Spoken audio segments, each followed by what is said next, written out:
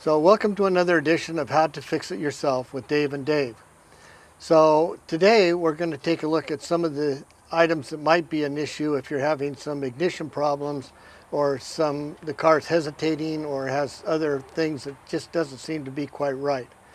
Often, not always, but often it'll be a vacuum problem. So you can see with this one how it's all cracked and corroded, and so it's a good possibility we're getting a leak there, which on this line goes back to the vacuum controller on one of the fuel lines.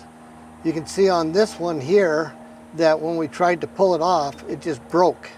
So clearly that one was a good spot of leaking. So small little tiny vacuum leaks like this can cause significant problems with the performance of your car. So if you're seeing cracks like this on your car, it's pretty cheap.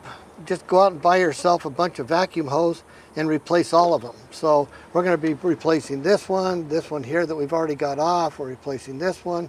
We've got this one we're going to replace. We've got this one up here we're going to replace. We've got a bunch of them down in here we're going to replace. So just get yourself a big roll of hose and start replacing them. So I'm going to show you how to do that in just a moment. Now on many of the OEM parts, it'll be hard to do this on a aftermarket part. This is aftermarket hose. But you can see how they had this put into a larger diameter. Usually those are put in that way for two purposes. One is to keep the hose from kinking and causing a problem because it kinks like that. So they'll put an extra sleeve on there to prevent that, especially if you're going around a tight corner, which is what was going on right here. Or they'll put it on as partial in order to keep it from collapsing and getting down into some place where it might actually burn through the hose because it's touching engine parts or something. So those are the types of things to look for and to be prepared to deal with when you replace your vacuum hoses. So in taking these off, a lot of times people will tell you to get one of these tube removers where you can take and slide it down in there and kind of get at it and try and push it off of there. Frankly, if you're replacing the hose and you want to have this for other purposes, often they're used for fuel lines that are a little larger than these in places you can get to.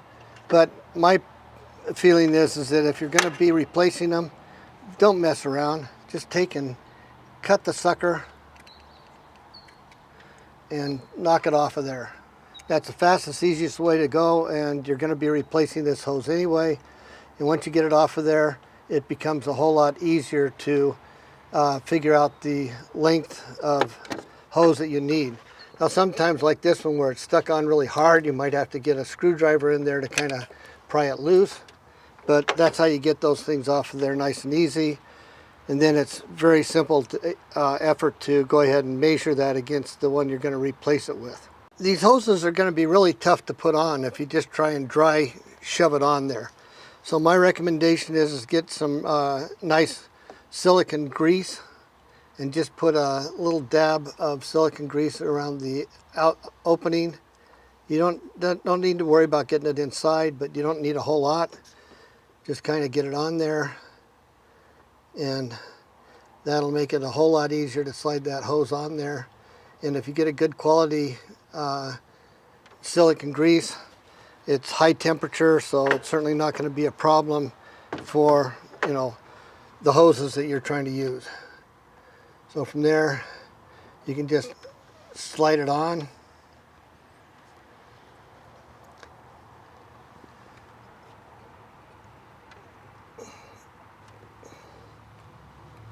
Okay, so now we've got it up to where it was. Now I'll just take and slide that one on. And now we've replaced that hose, and now we'll have a good vacuum there. So that's basically what you want to do in order to do your hoses. Ones that obviously are cracked and that you want to do, but even some that look good, you might want to do those as well, as long as you're doing it, because it doesn't take that much more time. So hopefully this gives you an idea of how to do your vacuum system and replacing the hoses before you start doing a lot of expensive part replacements or a lot of expensive diagnostics. Just take a good look at your vacuum hoses, and if they look like they're bad, that might be contributing to whatever else is going on with your engine. So I hope you've had this has been educational. Please subscribe and click on the subscribe button down at the bottom, and click on the bell if you want to be notified as these videos come out.